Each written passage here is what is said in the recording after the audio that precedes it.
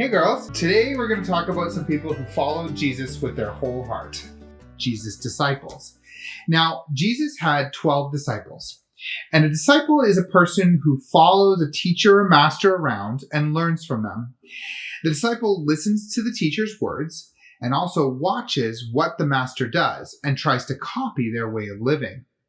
The 12 disciples actually followed Jesus around, but we also are called to do what they did.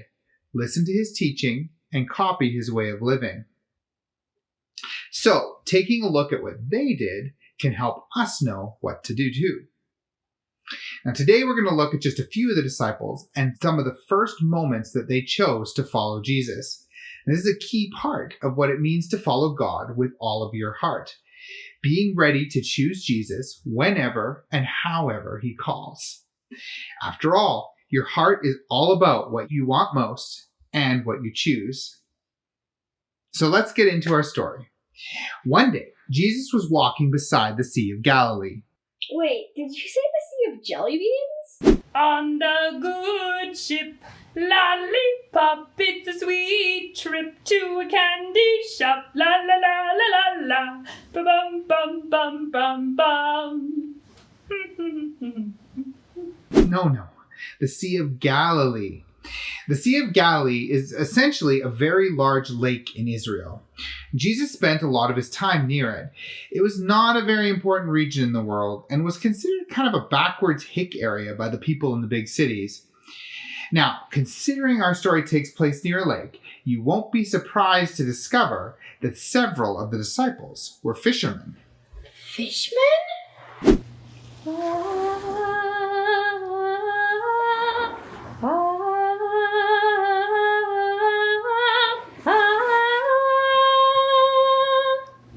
No, fishermen, as in men who catch fish, not men who are fish. Yeah, in a big boat. Arr! I spy a scurvy dog off the port bow. Tie out the mainsail and tackle the bowman! No, nothing like that size. The boats were actually relatively small. Anyway, 4 of the 12 disciples were fishermen. James and John fished with their father Zebedee, and they had 2 partners, Peter and Andrew, who were also brothers. Now, it was morning, and all the fishermen had come in from the night's work and were cleaning their nets and patching up any holes in them. In that place, the fishing was mostly done at night. Unfortunately, our friends had worked all night and hadn't caught any fish.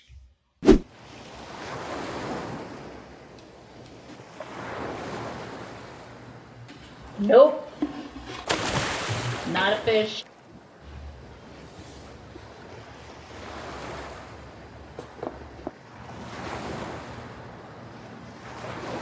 Nope, not a fish.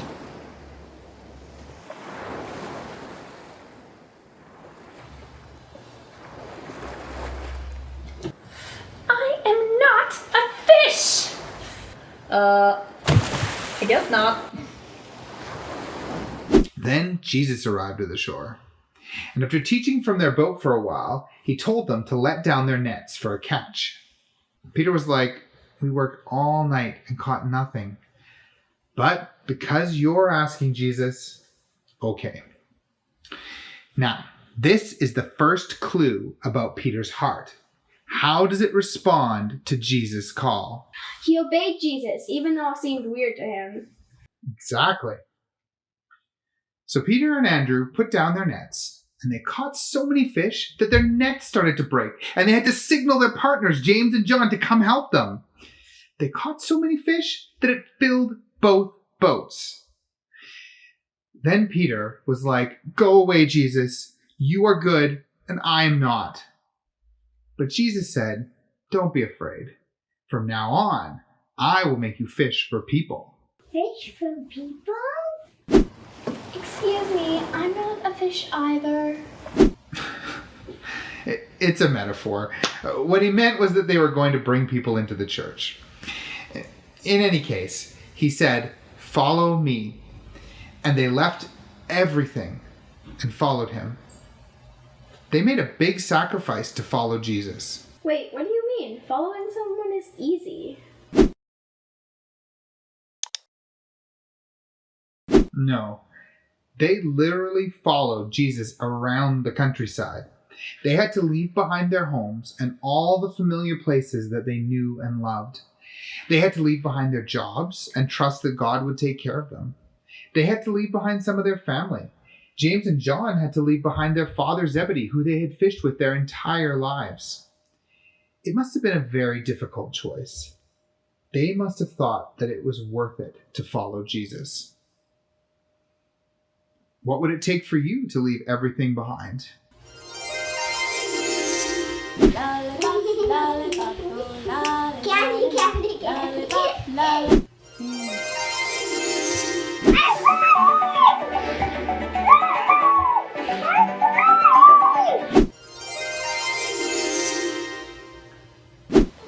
SEO book.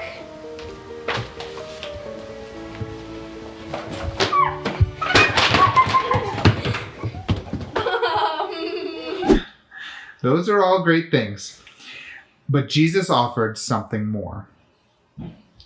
He offered a life that was full of joy and peace. A life surrounded by loving people. And a life that brought people together with God and the reason they were made. It was an opportunity that they could not pass up.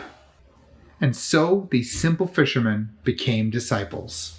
Wait, you mean there's fishmen again? I wanna be where the people are. I wanna see them dancing. Fishermen. But of course, not all of Jesus' disciples were fishermen. One other that we know about was a tax collector. Wait, an axe collector? You puny weaklings are no match for my axe collection. Don't be silly. He was a tax collector. Tax! Bring me a tax! Here's all my tax. Good, good. Tax! Bring me a tax! Here you go, Mike. Here's my tax. Hey, these are push pins. You trying to pull something over on me? No, not that kind of tax. He collected taxes. That is money that you have to give to the government so that they can take care of the people by building roads and stuff. Of course, in those days, the government was really far away and they took a lot of money and they didn't really do much to help the people in that region. So tax collectors were not very popular. Still, you got a cut of the money, so it was a good way to get rich.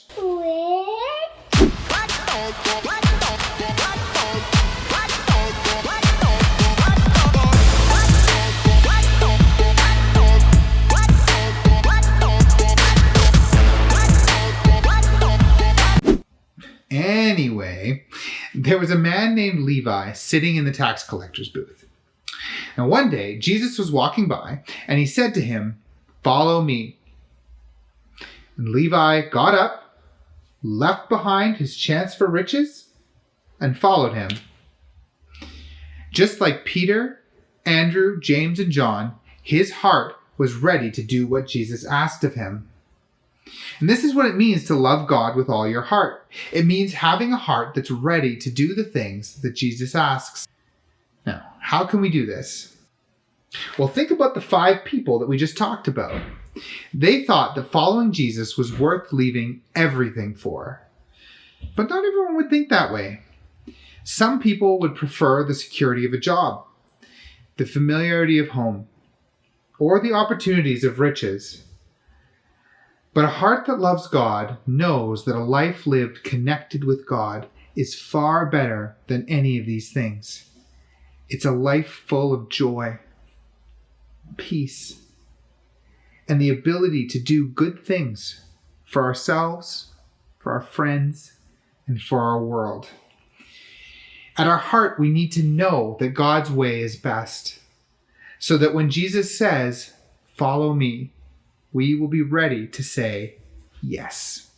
So that's our story for today. Thanks, Dad. That was great. That was great, but I just have one question. Yeah? Did the little fish girl ever escape from the Sea of Galilee? Out of the sea, I want to be.